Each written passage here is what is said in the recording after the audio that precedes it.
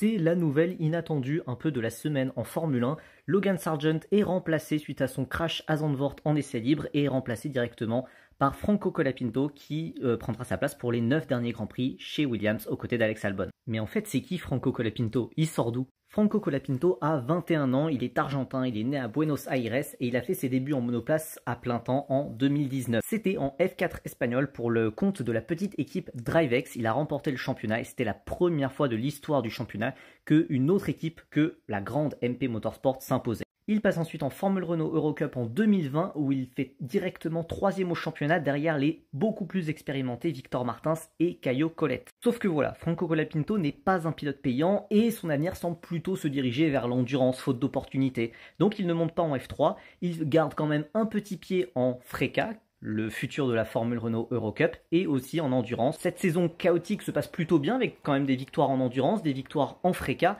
et finalement il arrive à récolter assez de budget pour monter en Formule 3 en 2022, mais dans la petite équipe Van Amersfoort qui débute dans la catégorie. C'est peut-être l'un de ses grands avantages, cette expérience en endurance, ce qui est quand même assez rare pour des pilotes en formule de promotion qui ont souvent eu une voie toute tracée F4, F3, F2, F1, sans d'autres expériences en endurance en GT comme Colapinto. Il passe donc en F3 en 2022, ça se passe très bien, il crée la surprise en terminant déjà 9e, et ça attire l'attention de Williams F1. Et là, c'est plus du tout pareil pour le pilote argentin.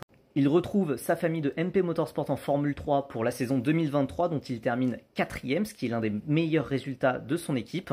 Et il passe en Formule 2 pour la saison 2024, toujours chez MP et toujours avec le soutien de Williams. Il a déjà le droit à ses premiers roulages en F1 et la saison de F2 se passe très bien. Il bat son coéquipier Dennis Hauger qui en est pourtant à sa 3e saison. Il est actuellement 6e au championnat et sa saison va s'arrêter là. Williams en a eu marre des sorties de piste de Logan Sargent et se dit pourquoi pas tester un jeune pilote de son académie. Franco Colapinto est actuellement le mieux placé de ses pilotes. Il a fait pas mal de podiums, il a fait une victoire. En fait, c'est un pilote très régulier qui fait peu d'erreurs.